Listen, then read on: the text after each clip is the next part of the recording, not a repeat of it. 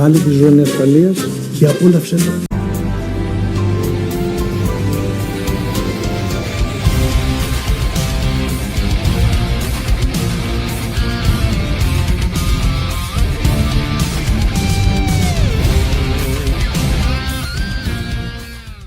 Φίλες και φίλοι του Parc Fermé και της Φόρμουλα 1, καλώς ήρθατε στο βίντεο που ανυπομονούσατε να το δείτε. Σήμερα θα μιλήσουμε για τα κατορθώματα της Mercedes και τον τρόπο με τον οποίο κατάφερε να πάρει 8 συνεχόμενα πρωταθλήματα κατασκευαστών και 7 οδηγών.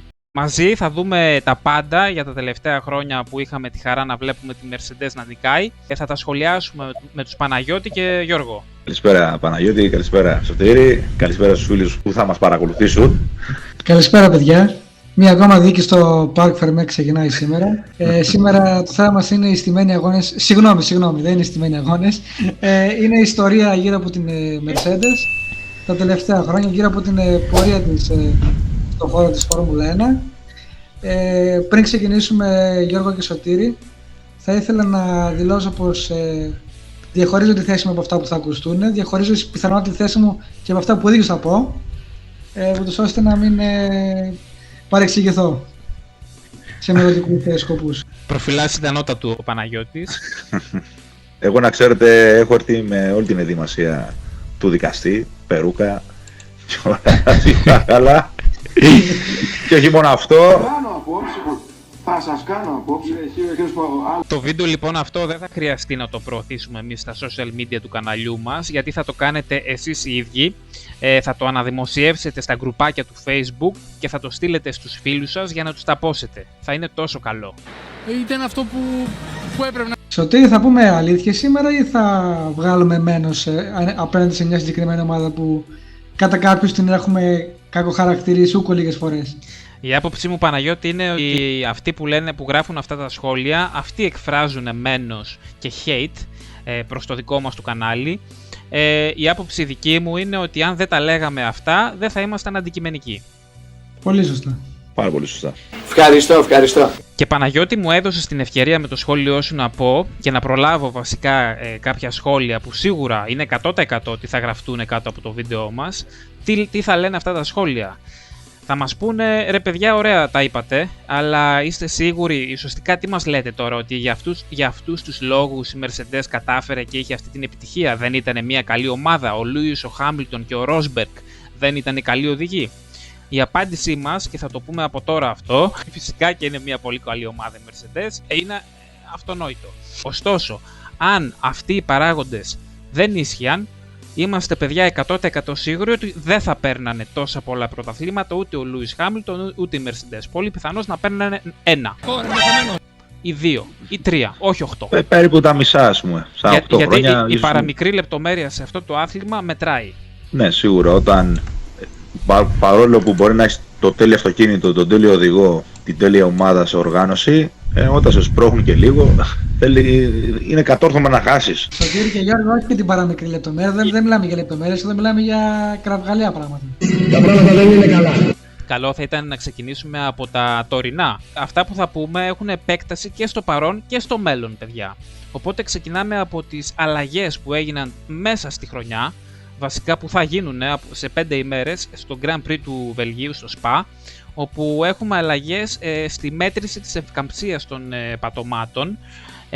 Αυτή είναι μια αλλαγή που γίνεται μέσα στη χρονιά. Κατά την άποψή μας αυτό δεν είναι συμβατό με το παρελθόν, το κοντινό παρελθόν στη Φόρμουλα 1, όπου βλέπαμε να μην γίνονται αλλαγές μέσα στη χρονιά, να διατηρούνται καινοτομίες εντός εισαγωγικών της Mercedes στην τρέχουσα χρονιά και να απαγορεύονται για την επόμενη, ουσιαστικά μη δίνοντας την ευκαιρία στους αντιπάλους να εξελίξουν τη δικιά τους πρόταση. Σε αυτή την περίπτωση όμως φέτος έρχεται η FIA, υποτίθεται για λόγους ασφάλειας, να στερήσει τις καινοτομίες των Ferrari και Red Bull. Προφανώς γιατί η Mercedes δεν ήταν αρκετά καλή, δεν είχε αρκετά λαμπρά μυαλά φέτος για να φτιάξει τόσο καλό αυτοκίνητο όπως έκανε η Ferrari και η Red Bull.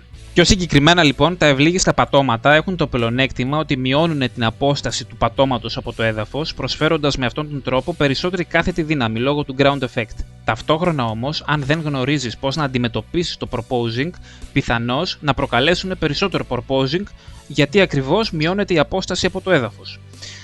Γι' αυτό και στην αρχή, να θυμίσουμε, στον Bahrain, στον πρώτο αγώνα της χρονιάς, η Mercedes πίεζε για να επιτραπεί πυλώνας στήριξης του πατώματος, οδοκός στήριξης, το stand στα αγγλικά, παρόλο που είχε πιο ευλίγιστο πάτωμα από την Alpine. Δηλαδή η Mercedes έχει ευλίγιστο πάτωμα, απλά όχι όσο η Ferrari και η Red Bull. Υπάρχουν ομάδες όπως η Alpine που έχουν ακόμα λιγότερο ευλίγιστο πάτωμα από τη Mercedes. Η Mercedes όμως δεν είχε την παραμικρή ιδέα πώς να αντιμετωπίσει το proposing που είχε, και γι' αυτό το λόγο η FIA έκανε νόμιμη τη χρήση πυλώνα στήριξης στο Bahrain, ώστε να μειωθεί το ήδη μεγάλο proposing της Mercedes. Στην πορεία η Mercedes έμαθε λοιπόν ότι η Ferrari και η Red Bull περνάνε κανονικά τα τεστ ευληγησίας του πατώματος, παρόλο που έχουν πιο ευλίγιστα πατώματα από την ίδια. Τώρα με ποιον τρόπο έμαθε τέτοια πληροφορία για αυτοκίνητα ανταγωνιστών της, νομίζω ότι έχουμε κάνει βίντεο στο παρελθόν με μια κυρία που δούλευε παλιότερα στη Mercedes, οπότε μπορείτε να καταλάβετε, και από τότε άρχισε να γκρινιάζει για να αλλάξει ο τρόπος αξιολόγησης του πατώματος και να μετράνε όχι μόνο σε 2-3 σημεία που είναι τώρα, αλλά σε πολύ περισσότερα. Επιπλέον να πούμε ότι το ευλίγιστο πάτωμα προσφέρει και περισσότερη αξιοπιστία στο αυτοκίνητο, γιατί φθήρεται λιγότερο. Έχουμε ήδη, παιδιά, έναν κανονισμό ο οποίος αλλάζει μέσα στη χρονιά. Αυτό έχει γίνει πολλές φορές στο παρελθόν, ειδικά από το 18 και μετά, για να φέρει τη Mercedes, μάλλον για να βγάλει τη Mercedes από τη δύσκολη θέση. Συνήθως αυτό γινόταν σε αλλαγές στα ελαστικά της Pirelli, Παναγιώτη και Γιώργο. Ναι, ας πούμε το 18 είχε φέρει η Pirelli λόγω blistering που αντιμετώπιζε η Mercedes, ειδικά ελαστικά για αυτήν σε 3 αγώνες, τα οποία τα κράτησε και τα 3. Εντάξει παιδιά, αυτό ήταν ό,τι πιο εμετικό είχα δει πραγματικά μέχρι τότε στη Φόρμουλα 1. Ειδικές γόμες μόνο και μόνο για να κερδίζει μια ομάδα. Επειδή είχε Mercedes πρόβλημα. Μόνο η Mercedes είχε το πρόβλημα. Το πρόβλημα ήταν μόνο τη Mercedes. Ήταν πραγματικά πολύ ύπουλο αυτό που έκανε η Mercedes και απορώ πως δεν έγινε παραπάνω θέμα και το δέχτηκαν έτσι οι υπόλοιπες ομάδες. Αυτά βλέπετε όμως στο πέρασμα των χρόνων ξεχνιούνται και όλοι λένε πόσο κακή ήταν η Ferrari το 18 και πόσο γαμάτι, συγγνώμη για την έκφρασή μου, αλλά πόσο γαμάτι λέγανε είναι η Mercedes που ανέκαμψε. Δεν ανέκαμψε λοιπόν η Mercedes. Τους άλλους έκοψε. Με τέτοιες φουστιές μπορούσε να ανακάμπτει κάθε χρόνο τα τελευταία 10 χρόνια. Απλά ξεχνιούνται στο πέρασμα των χρόνων δυστυχώς. Και επίσης εκείνη τη χρονιά είχε και τις τρυπητές ζάντες για την απαγωγή θερμότητας για το blistering, οι οποίες είχαν απαγορευτεί από το 12 στο καναδικό Grand Prix που τις είχε η Red Bull. Πολλά χρόνια. Και η FIA έλεγε ότι είναι μικρή παρανομία. Έκανε τα κλειστά μάτια και όταν έκανε ένσταση η ομάδα της Ferrari, απλά το αρνήθηκε η FIA. Είπε ότι είναι όλα... τον επόμενο αγώνα, κάθε λίγο δεν έπαιρνε απόφαση, στον επόμενο αγώνα, μέχρι που φτάσαμε στο Μεξικάνικο Grand Prix, όπου καθάρισε τους τίτλους η Mercedes και εκεί τους έβγαλε, και αν θυμάστε το 18, από το Μεξικάνικο Grand Prix και μετά, η Mercedes την περνούσε και η Red Bull, που ήταν τρίτη ομάδα. Συνεχίζοντας λοιπόν από την αλλαγή των κανονισμών μέσα στη χρονιά, έχουμε και συνέχεια πάνω σε αυτό, γιατί έρχονται μεγαλύτερες αλλαγές στους κανονισμούς από τη νέα χρονιά, από το 23. Τι αλλαγές είναι αυτές? Έχουμε ανύψωση του κεντρικού λαιμού του διαχύτη για να μειωθεί το ground effect. Έχουμε ανύψωση της άκρης του πατώματος κατά 15 χιλιοστά.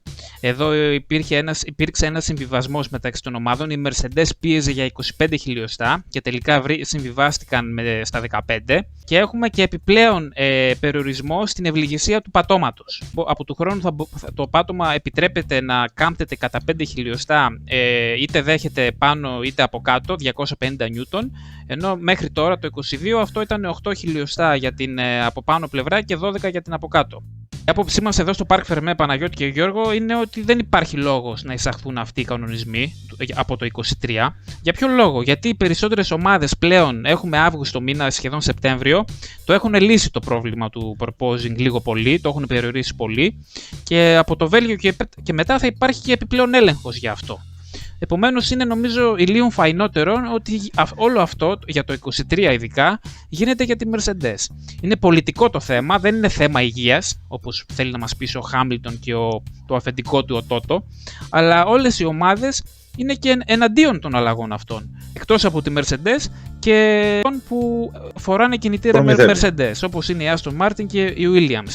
Τώρα τελευταία η McLaren πρόσφατα εξέφρασε και αυτή παράπονα ότι αυτές οι αλλαγές θα έπρεπε να ανακοινωθούν από το Μάρτιο του 2022, όχι τώρα τον Αύγουστο.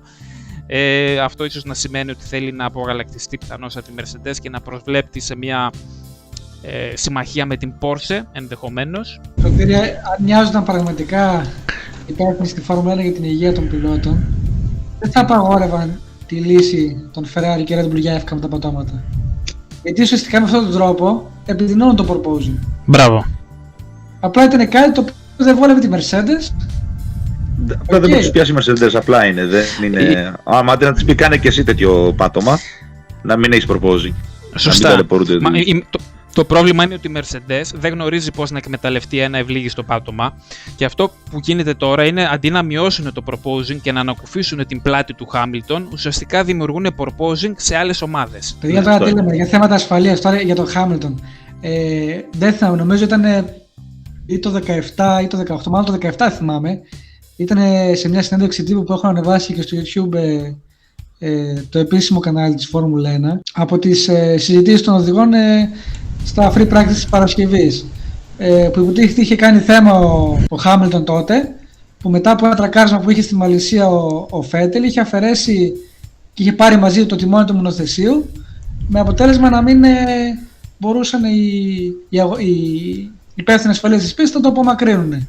Και την ίδια στιγμή μπαίνει ο αγαπημένος μου, ο τέλειος Ρωμαίος Γκροζιάν, και του λέει: εσύ ρε φίλε, βγάζεις τις ζώνες ασφαλείας κάθε φορά που κερδίζεις στον γύρο επιστροφής. Και ο Χάμιλτον έκανε την κότα.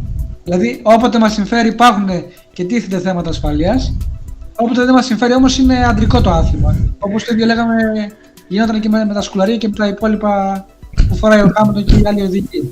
Θέλω να πω τώρα ότι το θέμα ασφαλείας είναι τώρα κοροϊδία.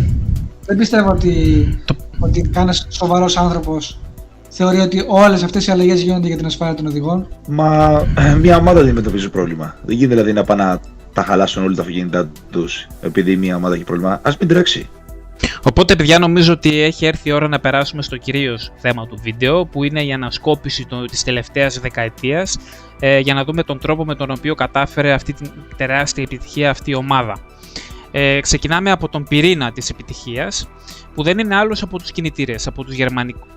Δεν είναι γερμανική, γιατί είχε αγοράσει την Ilmor. Τέλος πάντων, αυτό είναι μια άλλη ιστορία. Μην αγοράζετε προϊόντα από αυτούς τους άθλιους. Και ειδικά γερμανικά προϊόντα. Πήραν αυτοκίνητο γερμανικό. Να αγοράσουν αυτοκίνητο. Ο μαλάκας ήθελα γκάζια, βλέπεις. Ο μαλάκας γερμανικό. Αφήστε τα γερμανικά και πιάστε τα ιταλικά. Λοιπόν, ξεκινάμε από τους κινητήρες της Mercedes. Είναι κοινώς παραδεκτό ότι ήταν οι καλύτεροι από όλους. Από το 2014 που εισήχθησαν για πρώτη φορά οι V6 υβριδικοί κινητήρες μέχρι και την περσινή χρονιά, παιδιά. Φέτος έχουμε αλλαγές με βιολογικά κάψιμα κτλ. Που έχουν λίγο ανακατέψει την τράπουλα. Γιώργο, τι έχουμε εδώ? Είναι επίσης κοινώς παραδεκτό ότι η Mercedes γνώριζε για τους V6 υβριδικούς κινητήρες πολλά χρόνια πριν το 2014, οπότε είχε μεγάλη άνεση να τους εξελίξει, ενώ όλοι οι άλλοι ήταν στο σκοτάδι αφού τους ανακοινώσαν. Και χαιρόντουσαν και την επιτυχία τους εκείνη την εποχή. Κάνουν λόγο όλοι ότι η Mercedes είχε τους κινητήρες έτοιμους από το 2007. Το επιβεβαιώνει, το παραδέχεται ο Μοντεζέμολο, ο Λούκα Κοντρόλο τη Μοντεζέμολο, το πρώην μεγάλο αφεντικό της Ferrari. Για να γίνει αποδεκτό πρέπει να συμφωνήσουν όλες οι ομάδες και είναι κάτι που το δέχτηκε και η Ferrari τους υβριδικούς κινητήρες και θεωρώ ότι είναι και ο λόγος όπου ο Σέρτζιο Μαρκιόνε, ο πρώην πρόεδρος της FCA τότε, τώρα Νίνη Στελάντης, απέλυσε το Μοντεζέμολο τη Ferrari και δεν τον κάλεσαν ούτε στα 70 χρόνια της εταιρείας, που ο άνθρωπος, εντάξει, είναι ένα πολύ σημαντικό στέλεχος της Ferrari. Μεγάλος ηγέτης ακόμα, ο ενεργός, ο Έντσο Φεράρι. Ο Μοντεζέμολο ήταν διευθυντής στην ομάδα την αγωνιστική και σε μεγάλους ρόλους. Δεν είναι τυχαίος. Ναι, ουσιαστικά ήταν τα μάτια για τα αυτιά του Τζιάνε Ανιέλη όταν αγόρασε η Fiat τη Ferrari. Σίγουρα έπαιξε μεγάλο ρόλο στην αρχή της δεκαετίας του 90 που είχε φέρει αρκετό κόσμο, όπως ο Ζαν Τόντ και τους άλλους και τους οδηγούς, ας πούμε, είχε φέρει το Μάνσελ. Καλά, έκανε και αυτός τα παραπτωματάκια του, δηλαδή την... Σίγουρα το να μην σε καλούν στα 70 χρόνια της εταιρείας, ανακαλύψαν ότι κάτι έχεις κάνει σου τρομερό. Δηλαδή μηδενίσανε όσα πρόσφερε όλα αυτά τα χρόνια. Καλά, νομίζω όχι αδίκως. Αν διαβάσει κάποιος, θα πει κανείς θεωρία συνωμοσίας, όχι. Το έχουν πει πολλοί μηχανικοί της Ferrari, άμα το ψάξουν οι φίλοι μας στο ίντερνετ, για το τι επίδραση είχε ο Μοντεζέμολο στην απομάκρυνση ουσιαστικά, γιατί ο Σουμάχερ δεν έφυγε από τη Ferrari το 2006. Όλο εκείνο το δακρύβρεχτο story μετά την νίκη του στη Μόντσα ήταν ένα παραμύθι ουσιαστικά, ήταν απομάκρυνση από τη Ferrari του Σουμάχερ. Πίσω από αυτό λοιπόν κρύβονταν ο Μοντεζέμολο.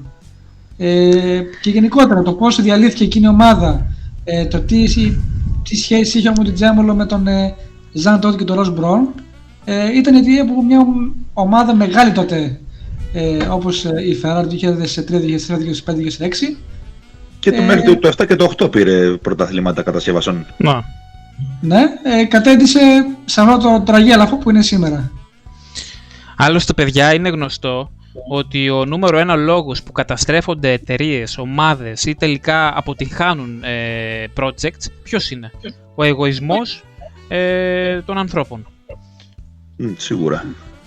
Το θέμα του εγωισμού, να ξαναθυμίσω πάλι που είχα πει σε ένα πιο παλιό βίντεο, ας πούμε τον Έντζο όταν το 85 διεκδικούσε η Ferrari πρωτάθλημα με τον Αλμπορέτο. Πίστευε, επειδή είχαν κοινό προμηθευτή με την Tag Porsche τότε που προμήθευε τη McLaren στα Turbo, πίστευε ο Έντζο ότι δίνει αβαντάζ στην Porsche, σε McLaren για να πάρει το πρωτάθλημα, και εν μέσω της σεζόν άλλαξε τον προμηθευτή στο Turbo με τις IHI της Ιαπωνέζικες, το οποίο αποδείχθηκε καταστροφικό για τον Αλμπορέτο γιατί έσπαγε συνέχεια και έχασε το πρωτάθλημα. Επομένως, παιδιά, ποιο είναι το story? Ότι κάποια στιγμή εκεί πέρα στα τέλη της πρώτης δεκαετίας του 2000 η Φόρμουλα 1 είχε αποφασίσει να ακολουθήσει ένα άλλο μοντέλο στους κινητήρες εσωτερικής καύσης και να αφήσει ουσιαστικά τους παλαιολιθικούς V8 και να προχωρήσει ή σε κινητήρες V6 ή σε ακόμα και τετρακύλινδρους κινητήρες. Υπάρχουν απόψεις ότι κάποιες ομάδες υποστήριζαν, όπως π.χ. η Ferrari τους εξακύλινδρους, λένε κάποιοι, και ότι και καλά η Mercedes υποστηρίζει τους τετρακύλινδρους. Πάντως, όπως είπατε και εσείς, υπάρχουν δηλώσεις του Bernie Ecclestone και φυσικά του Luca Di Montezemolo που αναφέρουν ότι η Mercedes είχε ήδη έτοιμους και σε προχωρημένο στάδιο εξέλιξης τους κινητήρες του V6 και μάλιστα ήταν ουσιαστικά και μια μορφή βέτο που είχε βάλει στην ίδια τη FIA ώστε να συνεχίσει την παρουσία της στη Φόρμουλα 1. Ναι, είχε απειλήσει ότι θα αποχωρήσει από το σπορ αν δεν της κάνουν το χατήρι, και επειδή δεν θέλανε να χάσουν κι άλλους κατασκευαστές τότε με την κρίση του 8 του 9 που είχε φύγει και η Honda, είχε φύγει και η BMW και θα μένει φτωχό το σπορ από εκεί, το Toyota είχε φύγει, είχαν φύγει πολλοί κατασκευαστές αυτοκινήτων και τις έκαναν το χατήρι. Και έχω και ένα ακόμα έμεσο δείγμα της υποψίας που έχουμε αυτής. Να θυμίσουμε ότι ο Χάμιλτον έφυγε από μια McLaren το 2012 που ουσιαστικά ήταν στην κορυφή τότε της Φόρμουλα 1. Είχε το καλύτερο μονοθέσιο κατά γενική παραδοχή, αν και αξιόπιστο θα πει κάποιος, αλλά το δυνατότερο μονοθέσιο, και αποφάσισε να πάει σε μια ομάδα που ήταν τριτοτέταρτη μέχρι τότε. Με ποια λογική? Με την υπόσχεση ότι θα γίνει το καλύτερο μονοθέσιο και η καλύτερη ομάδα, αυτά είναι πάντα υποσχέσεις. Κάτι ήξερε ο Λάουντα. Του είπε ωραία πράγματα, του είπε ο Λάουντα εκεί σίγουρα. Ήταν insider, ήξερε σίγουρες πληροφορίες. Παιδιά, είναι εκπληκτικό το γεγονός, όπως είπε και ο Παναγιώτης, ότι ουσιαστικά τι έκανε η Mercedes, πήγε στη FIA και τους παρουσίασε η ίδια τους καινούριους κινητήρες που θα έχουν από εδώ και πέρα στη Φόρμουλα 1. Αυτό τα λέει όλα, δεν χρειάζεται να πούμε τίποτα άλλο, και αυτό φυσικά δεν έδωσε πλεονέκτημα μόνο στην πρώτη χρονιά χρήσης τους, το 2014. Αυτό είναι ένα πλεονέκτημα που επεκτάθηκε για όλα τα χρόνια, γιατί είναι πολύ σημαντικό πλεονέκτημα. Μα ποτέ στην ιστορία του σπορ μια ομάδα δεν κυριάρχησε τόσα πολλά χρόνια συνεχόμενα.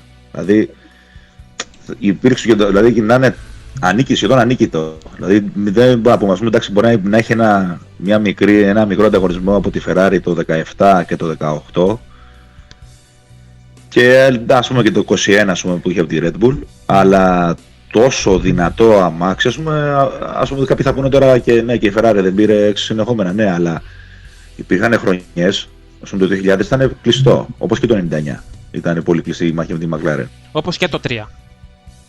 Ναι, όπως και το 3, ας πούμε ο Σουμάχερ πήρε το πρωτάθλημα για 2 βαθμούς και λόγω της πολλές εγκαταλείψεις που είχε ο Ραικόνεν από κινητήρα. Δηλαδή αν δεν ήταν αναξιόπιστη η McLaren θα το είχε πάρει ο Ραικόνεν το πρωτάθλημα. Επίσης ήταν κουχόντα και η Williams BMW τότε.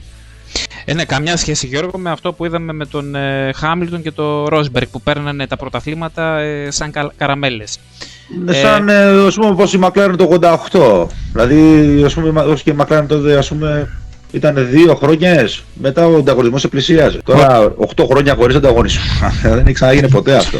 Και σίγουρα παίξανε ρόλο και αυτά που είπαμε πιο πριν, όταν ψαλίδιζες το αβαντάζ που είχε ο ανταγωνισμός σου. Δηλαδή το 17, το 18 και το 19 κόβανε κάτι από τη Ferrari όταν έβγαινε μπροστά από τον ανταγωνισμό. Επομένως, Σωτήρη και Γιώργο ξεκίνησαν με ένα πολύ δυνατό αβαντάζ οι Mercedes, αυτών των κινητήρων ερχόμενοι στη νέα πλέον μεταβατική περίοδο με τους υβριδικούς κινητήρες. Αλλά μάλλον αυτό δεν τους ήταν αρκετό. Ήδη όταν είχαν ξεκινήσει το 2010 και πολύ περισσότερο το 2011 που ήρθαν τα νέα ελαστικά της Pirelli, ένα βασικό δομικό πρόβλημα των μονοθεσιών της Mercedes ήταν ότι είχαν πολύ εύκολο graining. Ζέσταναν πολύ εύκολα τα ελαστικά τους και δεν έτρωγαν με αποτέλεσμα να μην έχουν διάρκεια μέσα στον αγώνα. Και τι αποφάσισαν να κάνουν γι' αυτό λοιπόν το 2013, Σωτήρη? Εδώ, Παναγιώτη, να πω ότι όχι μόνο το αυτοκίνητο της Mercedes είχε αυτό το πρόβλημα, αλλά και το οδηγικό στυλ του νέου μεγάλου ταλέντου, βασικά όχι και τόσο μεγάλου ταλέντου, γιατί τότε το 2013 ο Χάμιλτον ήταν οδηγός ξεκάθαρα χειρότερος από τον Φέτελ και τον Αλόνσο. Και από τον Μπάτον. Είχε χάσει και από τον Μπάτον. Ναι. Είχε πάρει μόλις ένα πρωτάθλημα και είχε, δεν ξέρω, 25 νίκες, κάτι τέτοιο. Δεν ήταν αυτό που θεωρούμε τώρα. Ήταν σε πτωτική πορεία, τράκανε συνέχεια με τον Μάσα και με άλλους. Μπράβο, ναι. Οπότε το πρόβλημα του Χάμιλτον, το οδηγικό του στυλ ήταν πολύ άγριο. Δεν ήταν ήρεμος όπως έχουμε μάθει να λέμε τα τελευταία χρόνια. Έτρωγε λάστιχα πολύ εύκολα ο Χάμιλτον τότε. Οπότε, Παναγιώτη, τα βρήκανε με την Pirelli και είπανε να κάνουν 1000 χιλιόμετρα τεστ, το οποίο αντιστοιχεί περίπου σε 3 Grand Prix. Είναι ένα τεράστιο πλεονέκτημα για οποιαδήποτε ομάδα, γιατί τα τεστ έχουν απογορευτεί εδώ και πολλά χρόνια και μην μας πείτε τώρα ότι κάνουν τεστ κάθε Παρασκευή και Σάββατο. Αυτό είναι για συγκεκριμένους αγώνες που δεν έχουν αρκετό χρόνο να ελέγξουν και να τεστάρουν αυτά που θέλουν. Οπότε 1000 χιλιόμετρα ήταν όαση για οποιαδήποτε ομάδα. Κάνανε λοιπόν ένα ιδιωτικό τεστ στην Ισπανία, αν θυμάμαι καλά, και από τότε, από τον επόμενο αγώνα, ως διαμαγείας λύθηκαν τα προβλήματα τόσο του Χάμιλτον όσο κυρίως και του αυτοκινήτου της Mercedes, και φυσικά και στα υπόλοιπα χρόνια που ακολούθησαν. Και μετά τι είπανε, Σωτήρη? Έπρεπε να το πούμε, δεν το ξέραμε. Εδώ, παιδιά, να πούμε τον τρόπο με τον οποίο λέγεται ότι μαθεύτηκε. Οι κακές γλώσσες λένε ότι μαθεύτηκε στον επόμενο αγώνα, στο drivers briefing, το briefing των οδηγών. Λένε ότι ο πρώτος άνθρωπος που το έμαθε ήταν ο Φέτελ, γιατί του το είπε είτε ο Ρόσμπεργκ είτε ο Χάμιλτον. Δηλαδή κοκορεύονταν οι οδηγοί ότι κάναμε 1000 χιλιόμετρα. Μα είναι και αυτή ζωντόβολο, εντάξει. Τους κόβηκε πολύ. Και εδώ είναι σημαντικό να πούμε ότι στο τεστ αυτό οδήγησαν οι official οδηγοί της ομάδας, ο Ρόσμπεργκ και ο Χάμιλτον. Δεν ήταν δηλαδή ένα τεστ όπως θα περίμεναν όλοι με τους δοκιμαστές της ομάδας. Αν ήταν ένα τεστ της πλάκας, θα ήταν με άσχετους οδηγούς, όχι με αυτούς οι οποίοι. Όχι της πλάκας, ένα τεστ πραγματικό. Αυτό ήταν ένα τεστ δώρο, όχι για εξέλιξη των ελαστικών. Αυτό ήταν για εξέλιξη της Mercedes, όχι της Pirelli. Και μιλάμε με τον ένα και μοναδικό προμηθευτή ελαστικών. Δεν είχαμε, όπως ήταν πιο παλιά, που υπήρχαν ας πούμε δύο. Ήταν η Goodyear με την Bridgestone ή η Bridgestone με τη Michelin, όπου υπήρχε και η κόντρα των ελαστικών. Ναι. Ώστε να κάνουν κάποιες δοκιμές οι ομάδες που είχαν κάποια ελαστικά. Γιώργο, αυτό ήταν σκάνδαλο. Αυτό ήταν σκάνδαλο και γι' αυτό το λόγο μέχρι να δοθεί. Γιατί αυτό καταδικάστηκαν και η τιμωρία ποια ήταν? Ήταν αστείο. Πραγματικά γελάω μόνο που το λέω. Απογόρευσαν στη Mercedes να χρησιμοποιήσει τον νεαρό δοκιμαστή οδηγό της, ονόματι Sam Bird, σε κάποια επόμενα δοκιμαστικά. Αυτό ουσιαστικά χαντάκωσαν έναν οδηγό, όχι κάτι άλλο. Και μάλιστα την τιμωρία αυτή την πρότεινε η ίδια η Mercedes. Δηλαδή πήγε στο δικαστήριο και είπε: θεωρώ ότι αυτή η τιμωρία μου είναι αρκετή. Ναι. Να πούμε ότι μέχρι εκείνη τη στιγμή που βγήκε η απόφαση, μέχρι και ο βρετανικός τύπος, που δεν είναι καθόλου αντικειμενικός, έλεγε ότι η αναμενόμενη ποινή για αυτό που έγινε είναι αφαίρεση βαθμών από τον Λούις Χάμιλτον και τον Ρόσμπεργκ και την ομάδα, μέχρι αποκλεισμό της ομάδας από το υπόλοιπο πρωτάθλημα του 2013. Μας ότι δεν έγινε και κάτι, μας δοκιμές κάνανε. Απλά μετά τις δοκιμές πήραν την πορεία τους νίκη στο Μονακό και ξαφνικά γίνανε πρίγκιπε. Πόσο εύκολα γίνεσαι πρίγκιπε. Καλά, άμα θέλεις.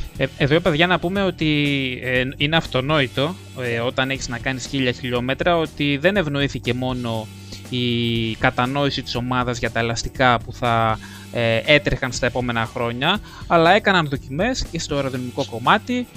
Θα ήταν αφελής κάποιος να πει ότι δεν έβαλαν και αισθητήρες επάνω στα αυτοκίνητα για να δουν για να το εξελίξουν. Και επιπλέον εξέλιξαν και την ανάρτηση που είχαν πρόβλημα τότε. Μα το έχουν κόψει τις ιδιωτικές δοκιμές. Ας πούμε η Ferrari που είχε τις ιδιωτικές δοκιμές στο Ferrari, το κόψαν αυτό. Καλύτερα. Κάποιος είπε καλύτερα. Ποιος? Ο Στέφανος ο Χίος είπε καλύτερα. Η Mercedes έκανε 1000 χιλιόμετρα σε μια κανονική πίστα.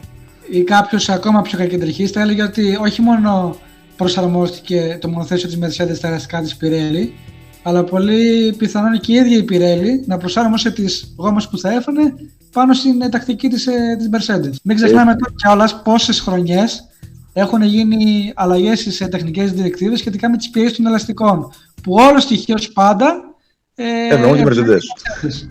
Όλο στοιχείο. Μην πάμε πολύ μακριά. Στον επεισοδιακό περσινό αγώνα στο Αμπουντάμπι, που είχαν οι Mercedes υποστροφή. Το φινάλε του πρωταθλήματος. Αν θυμάστε, ναι, που αλλάξανε τη χάραξη της. Και αλλάξαν τις πιέσεις για όλους. Ναι. Δεν θυμάμαι και χαρακτηριστικά, δεν θυμάμαι σε ποια στροφή φεύγαν και οι δύο Mercedes. Και αλλάξαν τις πιέσεις για όλους. Αλλάξαν τις πιέσεις για όλους και 2 εβδομάδες πριν γίνει το Grand Prix, αλλάξανε όσες στροφές βόλευαν τη Red Bull. Δηλαδή αυτό δεν έχει ξαναγίνει. Να αλλάξει η χάραξη της πίστας λίγες μόνο εβδομάδες πριν γίνει ο αγώνας. Δηλαδή εντάξει, να μην είσαι και κεντρικής γίνεσαι. Εγώ νομίζω ότι τελικά του το κλέψανε το πρωτάθλημα του Λιούις, παιδιά.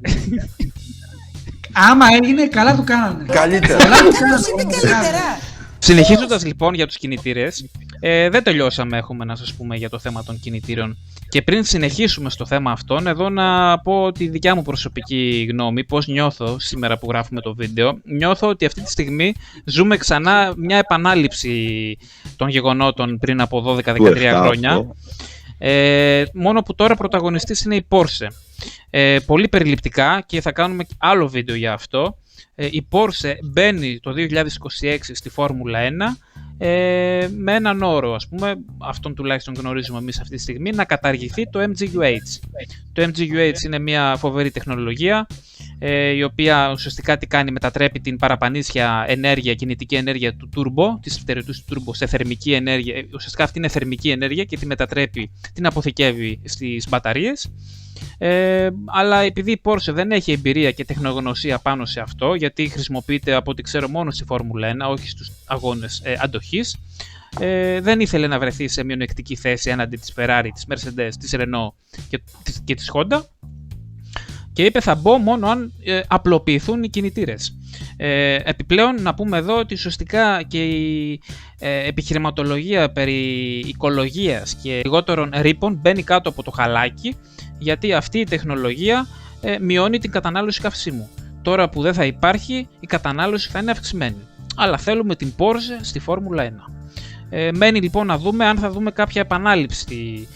Αν έχουμε ντεζαβού, ας πούμε. Αν έχουμε ντεζαβού και αν η Porsche έχει ήδη εξελίξει τη δικιά της πρόταση, το δικό της κινητήρα για το 2026. Και γι' αυτό το λόγο να έχει καταργηθεί από τώρα το MGU-H. Θα το δούμε λοιπόν αυτό. Αν ο Χάμιλτον πραγματικά πάει στην Porsche θα κλάψουν. Θα κλάψουν. Να εκφέρω και εγώ μια προσωπική άποψη με αυτό το σκηνικό τώρα με την Porsche που λέμε για ντεζαβού. Να ξέρετε ότι η Porsche, να το πω απλά λαϊκά, δεν υπάρχουν μεγαλύτεροι κολόστρες από την Porsche στο μηχανοκίνητο αθλητισμό. Η Porsche δεν θα πάει κάπου να τρέξει που ξέρει ότι δεν θα κερδίσει. Γι' αυτό τόσα χρόνια και απουσίαζε, εντάξει το δεκαετία του 80, αλλά γι' αυτό δεν έρχεται. Δηλαδή στρώνει λίγο τους κανονισμούς στα μέτρα της, όπως έκανε και η Mercedes, να είναι στα μέτρα της και έτσι κάνει και αυτή. Δηλαδή η Porsche δεν θα πάει κάπου για να χάνει. Όχι όπως η Honda που είδαμε τι πίκρες έτρωγε με τη McLaren. Ναι. Και τελικά τώρα νικάει. Έχει και άλλα παραδείγματα στο παρελθόν η Porsche να το κάνει αυτό. Ας πούμε με την 959 δεν την έτρεξε απέναντι στην F40 σε αγώνες πίστας και την πήγε τελείως αλλού, την πήγε στο Dakar. Την άμεση αντιπαράθεση όταν δεν είναι σίγουρη η Porsche την αποφεύγει. Αντιπαθούμε πραγματικά τη Mercedes, συγγνώμη που το λέμε, και τον Hamilton. Παρά να σας το παίζω και καλά αντικειμενικός όπως άλλα κανάλια κάνουνε, Σωτήρη. Πολύ σωστά τα λες. Εγώ παρόλα αυτά συνεχίζω να λέω ότι είμαστε αντικειμενικοί, γιατί πραγματικά είμαστε αντικειμενικοί. Αυτό το βίντεο μας το σημερινό είναι επιτομή της αντικειμενικότητας.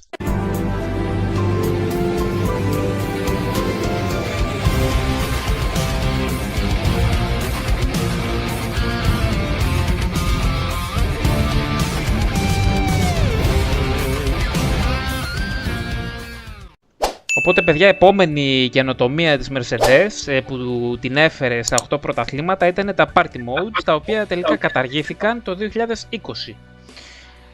Τι ήταν αυτά? Ήταν ειδικές, μυστικές εγώ θα πω, ρυθμίσεις στους κινητήρες της Mercedes, κρυφές, που ήταν πολύ δύσκολο για τη FIA να τις ελέγξει, να τις αναγνωρίσει και να δει αν τελικά αυτές οι ρυθμίσεις μετατρέπουν τον κινητήρα της Mercedes σε παράνομο. Και γι' αυτό το λόγο τα απαγόρευσε, για να μπορεί να έχει εύκολο έλεγχο πάνω στους κινητήρες. Έδινε επιπλέον πλεονέκτημα στις πελατειακές ομάδες, όπως ήταν η Williams και η Lotus. Η Williams λοιπόν, όπως όλοι θυμάστε, ειδικά με τον Felipe Massa, έπαιρνε pole position και βάθρα νομίζω τότε.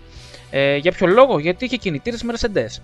Τόσο καλοί ήταν αυτοί οι κινητήρες που έδιναν τη δυνατότητα σε ομάδες όπως η Williams τη δυνατότητα να μάχονται για βάθρο. Αυτό τα λέει όλα. Και για νίκη σχεδόν. Ναι. Πόσους θυμάμαι, αυτοί 4 ήταν είχαν μπροστά τότε. Εκείνη την εποχή. Είχε τη μεγαλύτερη εξέλιξη από όλους στον κινητήρα Mercedes. Καλά, είχε και τη γυναίκα του Τωτό η Williams τότε.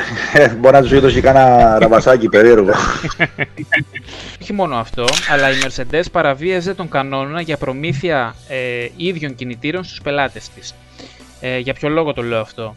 Κρατούσε τις special ρυθμίσεις για τον εαυτό της, εκτός από περιπτώσεις που μπορούσε να κάνει ζημιά στη Ferrari ή στη Red Bull μέσω των πελατειακών ομάδων. Τρανό παράδειγμα το Βέλγιο του 2015, όπου ο Γκροζιάν πήρε βάθρο, κυνηγούσε τον Φέτελ της Ferrari, τα δύο Mercedes ήταν πρώτα, τρίτος ο Φέτελ, αλλά η Mercedes δεν ήθελε με τίποτα να πάρει βάθρο η Ferrari.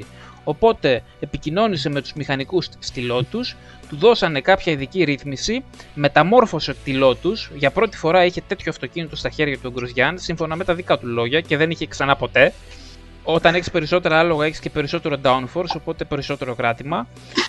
Και τι έκανε ο Γκροζιάν? Κατάφερε να πιέσει τον Φέτελ, ο οποίος είχε ελαστικά γυρασμένα σε σχέση με τη Lotus του Γκροζιάν.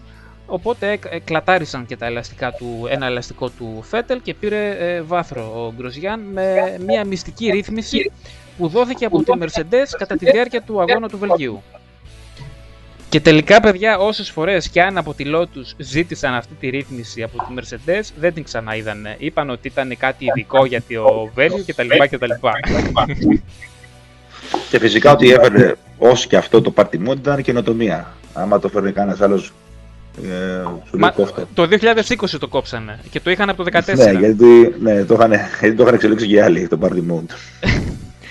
Επιπλέον, και για να δώσουμε έναν επίλογο στο θέμα των Party Mode, εκτός από την επιπλέον απόδοση που κέρδιζε η Mercedes, είχε έμεσα περισσότερα ωφέλη στην απόδοση, χρησιμοποιώντας τα όποια προβλήματα αξιοπιστίας εμφανίζονταν λόγω των Party Modes για περαιτέρω ευκαιρία για εξέλιξη, κατά την οποία φυσικά έβρισκε και περισσότερη απόδοση στον κινητήρα.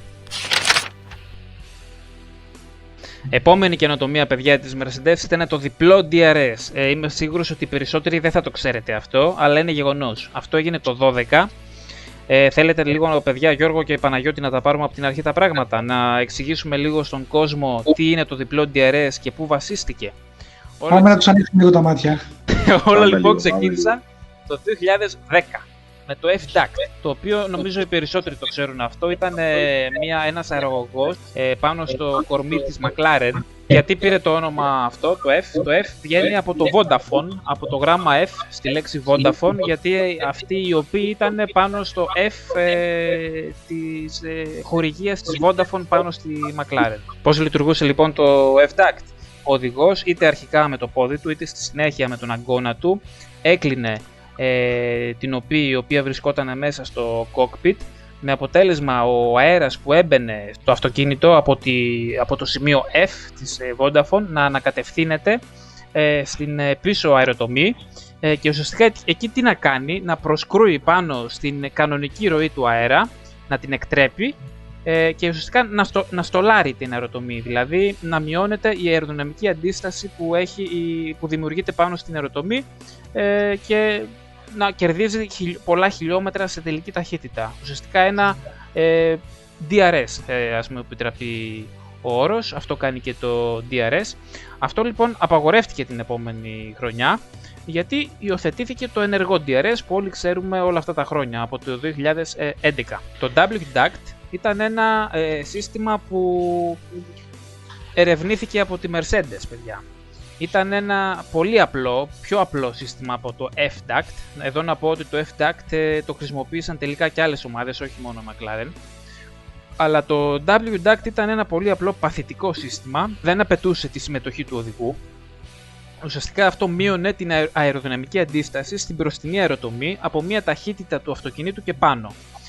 Αυτό χρησιμοποιήθηκε στο τέλος του 2011, απαγορεύτηκε για την επόμενη χρονιά, γιατί ουσιαστικά αυτό χρησιμοποιούσε μια οπή στην εμπρός αεροτομή ως κανάλι για να κατευθύνει τον αέρα σε άλλα κανάλια μέσα στην αεροτομή, την εμπρός αεροτομή, ενώ ο κανονισμός λέει ότι αυτό είναι παράνομο, γιατί η οπή αυτή μπορεί να χρησιμοποιείται μόνο για την ψήξη του cockpit και όχι για κάτι άλλο. Και ερχόμαστε λοιπόν τώρα στο 2012, όπου οι Mercedes, παρόλο που τους είχαν πει, παιδιά, αυτό που κάνετε είναι παράνομο και απαγορεύεται για την επόμενη χρονιά, ήρθε και εισήγαγε το διπλό DRS, το οποίο τι ήτανε, πατώντας το κουμπί ή το λευγέ για να ενεργοποιηθεί το DRS που όλοι ξέρουμε, που είναι στην πίσω αεροτομή, υπήρχε μια βαλβίδα η οποία διοχέτευε αέρα από το πίσω μέρος του αυτοκινήτου προς τα εμπρός, με αποτέλεσμα πάλι να στολάρει την εμπρός αεροτομή και να δημιουργεί, ουσιαστικά να έχουμε διπλό DRS. Απίστευτοι αυτοί οι άνθρωποι εκεί στη Mercedes, δεν πτωούνται, ακόμα και να τους πούνε ότι αυτό που κάνετε είναι παράνομο, θα το εξελίξουν ακόμα πιο πολύ και θα το κάνουν ακόμα πιο παράνομο.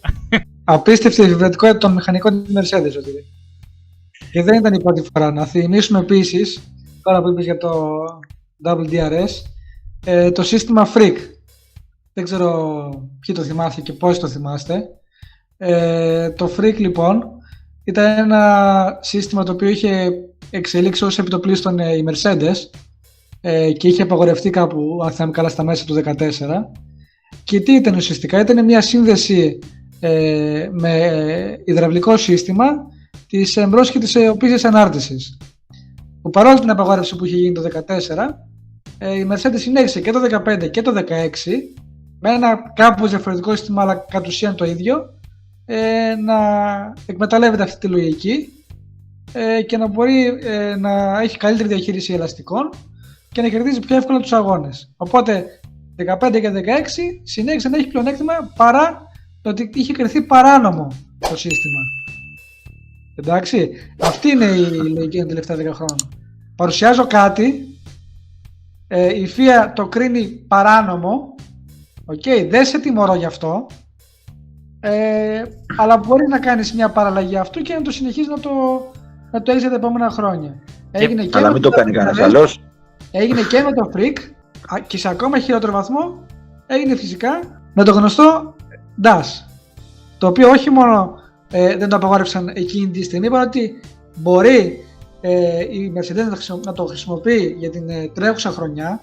Φυσικά ήταν ένα σύστημα το οποίο για να το εξελίξει άλλη ομάδα δεν συνέφερε οικονομικά, οπότε δεν είχε νόημα. Δεν προλάβαινε μισό χρόνο. Δεν προλάβαινε το εξελίξει μισό χρόνο. Και ήταν ένα πλεονέκτημα που, εντάξει, τώρα κοροϊδευόμασταν μεταξύ μας. Δηλαδή έλεγαν ότι δεν μπορεί ο οδηγός να ελέγχει με οποιοδήποτε τρόπο τη γεωμετρία της ανάρτησης, και η απάντηση της FIA ήταν ότι δεν ελέγχει τη γεωμετρία της ανάρτησης, ελέγχει το σύστημα διεύθυνσης. Δηλαδή, το σύστημα διεύθυνσης δεν είναι της μέρος ανάρτησης. Είναι απλό, παιδιά. Η σύγκληση των τροχών. Όχι. Είναι απλό, παιδιά. Η σύγκληση των τροχών, δηλαδή το TOE στα αγγλικά, είναι η ρύθμιση της ανάρτησης. Αυτή η ρύθμιση της ανάρτησης είναι, ναι. Για όσους παρακολουθούν, να ξέρετε, από το 1993, όταν τότε η Williams είχε την ηλεκτρονική ανάρτηση, από το 1993 απαγορεύεται να επεμβαίνει στην ανάρτηση με το αυτοκίνητο εν κινήσει. Ωραία. Αυτοί λέγανε, είπαν ένα πιο τρελό πράγμα. Λένε ότι είναι νόμιμο μέρος του τιμονιού. Και λέω εγώ λέω έτσι, ο αθώος, λέω ρε παιδιά, δηλαδή είναι σαν να μου λες τώρα, ας πούμε, ότι τα paddles που έχουμε στο τιμόνι για να αλλάξει ταχύτητες είναι μέρος του τιμονιού, δεν είναι του σασμάν. Έτσι ακριβώς είναι. Σαν να λες ότι το TOE δεν είναι μέρος της ανάρτησης. Μάθαμε πραγματικά το 2020 που εφαρμόστηκε το DAS, μάθαμε νέα πράγματα στη βασική μηχανολογία. Στη βασική μηχανολογία του αυτοκινήτου. Παναγιώτη, εγώ νομίζω είναι καλή ιδέα να φωνάξουμε και τον αγαπητό Τατούρη, Εμμανουήλ Τατούρη, να μας κάνει μερικά μαθήματα πάνω σε αυτό, γιατί την άποψή του να μας πει. Δεν ξέρω, ο Μανώλης ίσως έχει διαφορετικές απόψεις, καθότι είναι και αγαπάει τα Mercedes, αλλά φαντάζομαι δεν μπορεί να μην παραδεχτεί ότι ήταν τρελά αυτά που προσπαθούσε να μας πασάρει και η Mercedes και η Formula 1 εκείνη την περίοδο. Όλα τα αυτοκίνητα με το που τα έπαιρνα τα πήγαινα πάντα τάπα, κατευθείαν ξύλο μέχρι τελικής πτώσεως. Ναι. Εδώ, παιδιά, λίγες ακόμα λεπτομέρειες για το διπλό DRS, που πιστεύω περισσότεροι δεν γνωρίζετε καν ότι υπήρξε αυτό στη Φόρμουλα 1. Χάρη σε αυτή την τεχνολογία, την καινοτομία, ο Νίκο Ρόσμπεργκ πήρε την πρώτη του νίκη στο κινέζικο Grand Prix. Αλλά και την πρώτη του pole position είχε πάρει τότε. Και pole position και πρώτη νίκη. Να πούμε ότι αυτή η τεχνολογία απαγορεύτηκε την επόμενη χρονιά. Και ένα ακόμα ενδιαφέρον σημείο, τουλάχιστον για μένα, αυτό δεν ήταν εφεύρεση μόνο της Mercedes, γιατί κατά τα χειμερινά τεστ πριν ξεκινήσει η χρονιά, παρόμοιο σύστημα δοκίμασε και η Sauber. Σε περίπτωση δηλαδή που κάποιοι μας πούνε ότι η Mercedes μόνο φέρνει τεχνολογίες κτλ. Όχι, το ίδιο έκανε και η Sauber, απλά αποφάσισε να μην το χρησιμοποιήσει στο πρωτάθλημα. Παιδιά, ποια είναι η ένστασή μας? Όλες οι ομάδες, και ιδιαίτερα αυτές οι οποίες έχουν και τους καλύτερους, άμα θέλετε, τεχνικούς, αλλά και το budget, παρουσιάζουν κάθε χρόνο καινοτομίες. Δεν είναι η Mercedes που ανακάλυψε την κότα με το χρυσό αυγό. Έτσι. Απλά το θέμα είναι ότι δεν μπορείς να επιτρέπεις όλα όσα φέρνει μια ομάδα, όλες τις και καλά καινοτομίες, και να απαγορεύεις τώρα τους καθρέφτες της Ferrari του 17 του 18. Ναι. Και Παναγιώτη, είναι και τραγελαφικό, γιατί όχι μόνο τα επιτρέπει, αλλά τα απαγορεύει για τις επόμενες χρονιές. Δηλαδή σου λέει ουσιαστικά είναι παράνομο αυτό. Ναι, ουσιαστικά είναι παράνομο για φέτος. Χρησιμοποίησε το η Mercedes. Οι άλλοι δεν θα προλάβουν να το εξελίξουν. Το χρόνο θα είναι παράνομο για όλους. Αυτή είναι η ένστασή μας. Ο μεγάλος Colin Chapman είχε πει ότι στη Φόρμουλα 1 πρέπει να γράφεται και το τελευταίο γράμμα της τεχνολογίας. Ωραία όλα αυτά που έχει φέρει η Mercedes, αλλά ρε φίλε, μην κόβεις και τις άλλες καινοτομίες που φέρουν οι άλλοι, ο υπόλοιπος ανταγωνισμός. Αυτό είναι η ένστασή μας εδώ πέρα, σαν δικαστές. Σωτήρη και Γιώργο, νομίζω το έχουμε πολλές φορές σε βίντεο μας. Υπάρχει στη Φόρμουλα 1 το πνεύμα του νόμου και το γράμμα του νόμου. Okay. Το θέμα είναι πώς το εφαρμόζεις κατά περίπτωση. Νομίζω είχε αναφέρει και ο αγαπημένος Σωτήρη, ο Άντριαν Μη, επ' θέματος στο βιβλίο του, κάποια σχόλια, αν θες να μας τη δείξεις. Για ποιο θέμα αναφέρεσαι? Θέλω να πω το πώς οι κορυφαίοι μηχανικοί προσπαθούν να ακολουθούν το πνεύμα του νόμου, το γράμμα του νόμου, συγγνώμη, αλλά μπορεί να ξεφεύγουν λίγο στο πνεύμα του νόμου. Ναι, αυτό είναι αυτό που λέμε το unfair advantage, που είναι και το γνωστό βιβλίο του Donahue. Πάνω εκεί κινούνται οι μηχανικοί. Να βρουν το παραθυράκι. Όταν όμως η Ferrari κάνει το bypass του σένσορα για τη ροή καυσίμου. Για τη ροή καυσίμου, εκείνο είναι και κατά το γράμμα του νόμου, δεν είναι κατά το πνεύμα του νόμου. Σωτήρη, μεταξύ μας, τη Ferrari, εντάξει, δεν έχω τρανταχτές αποδείξεις, πιστεύω δεν την πιάσανε ποτέ. Υπήρχε υποψία, αλλά δεν την πιάσανε ποτέ. Όλοι ξέραν τι έκανε. Αλλά πώς το δεν έκανε, την πιάσανε ποτέ. Και πώς γίνεται να τιμωρείς μια ομάδα που δεν έχεις αποδεικτικά στοιχεία και για άλλες που έχεις αποδεικτικά στοιχεία. Τώρα τι λέμε, δηλαδή αυτό που έγινε το 2013 με το τεστ των δοκιμαστικών είναι για μένα το χειρότερο. Το χειρότερο πραγματικά. Έβγαζε μάτι αυτό. Έγινε κάτω από τη μύτη όλων και η τιμωρία ήταν για γέλια. Και δεν τιμώρησαν ούτε τον προμηθευτή. Ένας προμηθευτής και δεν του κάνανε και τίποτα. Αλλά όπως είπαμε, 5 και 10 χρόνια μετά, αυτοί οι οπαδοί του Χάμιλτον και της Mercedes που μας γράφουν από κάτω στα σχόλια ότι αν δεν ήμασταν τόσο εμπαθείς, γιατί είμαστε εμπαθείς, θα είχαμε καλύτερο content. Αυτοί λοιπόν σε 5 και 10 χρόνια θα λένε ότι η Mercedes ήταν μεγάλη ομάδα, γιατί όλες αυτές οι κατά περιπτώσεις πονηριές, θα έλεγα εγώ, ξεχνιούνται. Ναι. Και μένει μόνο το αποτέλεσμα, όπως γίνεται πάντα. Κανείς δεν θυμάται το δεύτερο και το τρίτο, αλλά θυμάται τον πρώτο. Πολύ σωστό αυτό. Αυτό, Παναγιώτη, το βλέπουμε ήδη. Δεν χρειάζεται να περάσουν 10 χρόνια.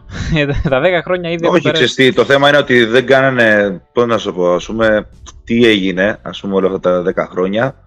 Καταπιαστήκαν όλοι και η κρατική τηλεόραση. Τι έγινε εκεί με το αυτοκίνητο ασφαλείας στο Αμπου Ντάμπι και ντροπή. Και γράφανε και άρθρα τώρα άνθρωποι που κάνουν εκπομπές στην κρατική τηλεόραση.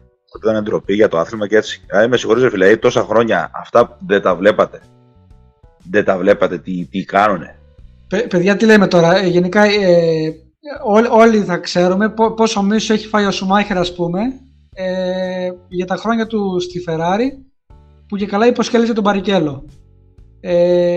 Και είδαμε χαρακτηριστικά το 2020 στο Μπαχρέιν πως η ίδια η ομάδα της Mercedes προσπάθησε να μην κερδίσει ο George Russell, να μην κερδίσει για να μην φανεί το μονοθέσιο που είχε. Το μονοθέσιο, ναι. Δηλαδή, εγώ αυτό το πράγμα το κλατάρασμα το πιστεύω.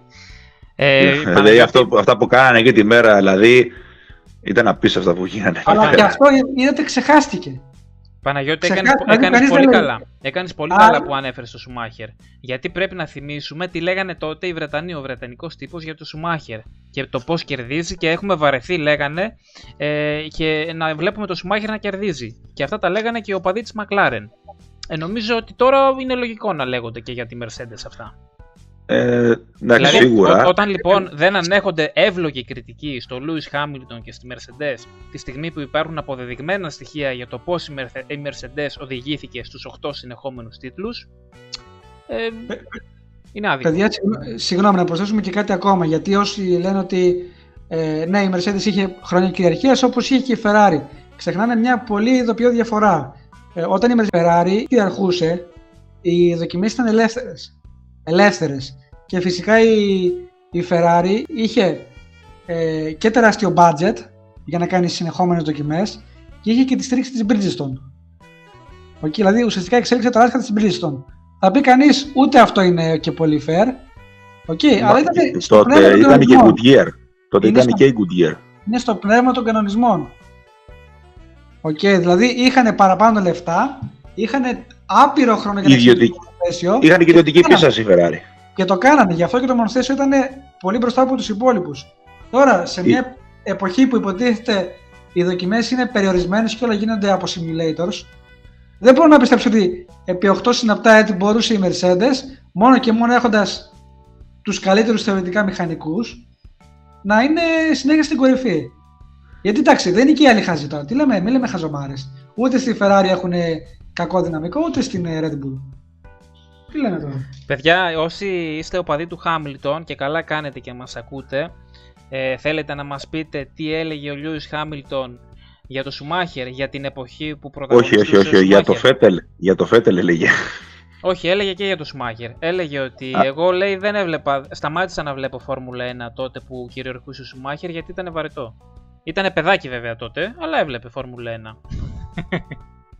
Καλά, και για το Φέτελ έλεγε ότι η κυριαρχία του θα κάνει μόνο τα δικά του δεν πειράζουν. Δεν τον πειράζει. Και τελευταίο σημείο, παιδιά, από τις καινοτομίες της Mercedes είναι η απαγόρευση, αυτό δεν είναι καινοτομία της Mercedes, αλλά είναι κάτι που βοήθησε τη Mercedes όπως και τα υπόλοιπα. Απαγορεύτηκε λοιπόν πέρυσι το 2021, μέσα στη χρονιά, το γρήγορο pit stop. Βάλανε κατώτερο πλαφόν, νομίζω είναι τα 2 δευτερόλεπτα πλέον. Άμα γίνει pit stop κάτω από 2 δευτερόλεπτα είναι άκυρο. Απαγορεύτηκε μέσα στη χρονιά. Ενώ ό,τι είναι καινοτομία της Mercedes απαγορεύεται την επόμενη χρονιά ή ποτέ. Πάλι για λόγους της παλιάς ρε Σωτήρη και νερός άκουσα μας βάλει στη φόρμουλα. Και Παναγιώτη, ποιο είναι το ειρωνικό του θέματος εδώ? Ότι η πιο γρήγορη ομάδα ήταν η Red Bull στα pit stop. Αλλά όχι μόνο αυτό, από ό,τι θυμάμαι δεν είχε πρόβλημα η Red Bull πέρυσι όσον αφορά την ασφάλεια. Δηλαδή δεν θυμάμαι κάποιον Πέρες ή Verstappen να φεύγει από το pit lane με 3 τροχούς. Άλλες ομάδες. Μόνο στη Ferrari είχε γίνει. Η Ferrari χτύπησε το μηχανικό. Δεν ήταν επικίνδυνο αυτό που έκανε η Red Bull. Παρ' όλα αυτά είναι επικίνδυνο, 2 δευτερόλεπτα και πάνω είναι πλέον το νόμιμο. Και αφού ούτε με αυτό κατάφερε κάπως να πιάσει το Verstappen λοιπόν η Mercedes, τι αποφάσισε? Το τυρί, το έχουμε πει σε βιντεάκι μας από τα πρώτα και όλα γυρίσματα που είχαμε κάνει. Το κοινό μας πρέπει να το ξέρει αυτό απ' έξω. Θύμισε μας, Παναγιώτη. Μιλάω φυσικά για το τρίκ που έκανε ιδιαίτερα στα μοτέρ του Hamilton, να αυξάνει την υποδύναμη του κινητήρα της, θυσιάζοντας φυσικά την αξιοπιστία της, αλλά ήταν τόσο μεγάλο το πλεονέκτημα που είχε στους αγώνες και σε τελική ταχύτητα και σε επιτάχυνση, που οι 10 θέσεις, όπως είδαμε και στη Βραζιλία, όπου φάνηκε το μεγαλείο και καλά του Χάμιλτον, το μεγαλείο, γελάει ο κόσμος πραγματικά, γιατί δεν μπορούσε να περάσει τον Μπότας και τον Ζου, φάνηκε και λοιπόν πόσο έξυπνη ήταν η Mercedes, που εκεί εντάξει, το γράμμα του νόμου δεν το πάτησε, το πνεύμα του νόμου όμως το καταπάτησε σίγουρα. Γιατί δεν την ενδιέφερε να έχει ένα συγκεκριμένο αριθμό κινητήρων, απλά ρε παιδί μου, όσους κινητήρες έχουμε απλά για να κερδίζουμε.